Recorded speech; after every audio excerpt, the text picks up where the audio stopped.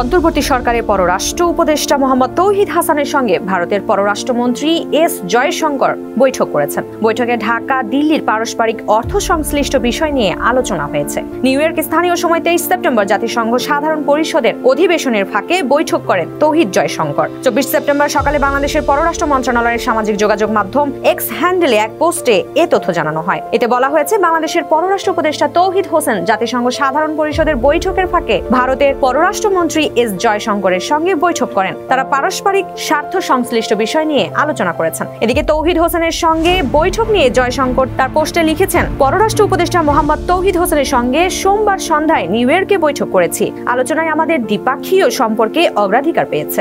গত 5 আগস্ট শেখ হাসিনা সরকারের পতন হয়। পতনের পর থেকে বাংলাদেশ ও ভারতের সম্পর্কে টানাপোড়েন চলছে। গত 8 আগস্ট অন্তর্বর্তী সরকার গঠনের পর এই প্রথম ভারতীয় উচ্চ পর্যায়ের সঙ্গে বৈঠক এটি। সাবেক প্রধানমন্ত্রী শেখ হাসিনাকে ভারতের কাছ থেকে ফেরত চাওয়ার ইঙ্গিত দিয়েছেন পররাষ্ট্র উপদেষ্টা তৌহিদ হোসেন। যদিও ঢাকার পক্ষ থেকে আনুষ্ঠানিকভাবে এ ব্যাপারে দিল্লিকে কোনো অনুরোধ জানানো হয়নি। প্রসঙ্গত, বাংলাদেশের সংখ্যালঘু ইস্যু, সীমান্ত হত্যা, পানি ব্যবস্থাপনা, ইলিশ রপ্তানি, বাংলাদেশি নাগরিকদের ভারতীয় ভিসা না দেওয়া নিয়ে সামাজিক যোগাযোগ মাধ্যমে সত্য মিথ্যার মিশ্রণে চলছে নানা তর্ক বিতর্ক।